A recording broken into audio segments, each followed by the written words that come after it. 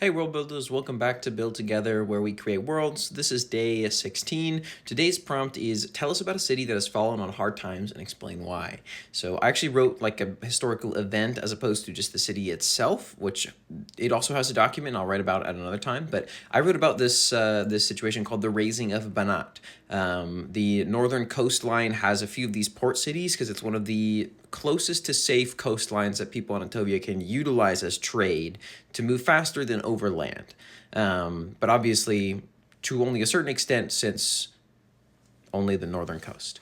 And at some point in, I think, 3243, there was a sort of mass, like, monster, like, surge on the northern coast, and the vast majority of towns are able to rebuff this. They have guardhouses in places to stave this off.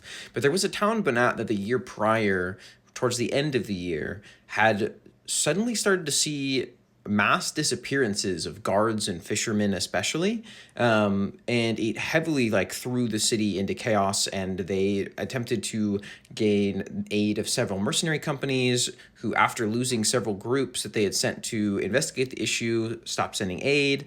This city's in the Jalar Confederation, so they finally asked for aid from the Jalar Union.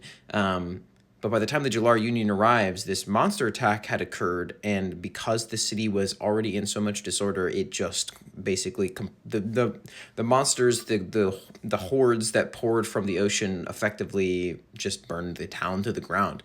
And it's still there to this day, but the population is tiny. They aren't a port town anymore. You can't stop over there, and everything is just sort of somber. But yeah, tell me about a city that has fallen on hard times in your world. Thanks for building together.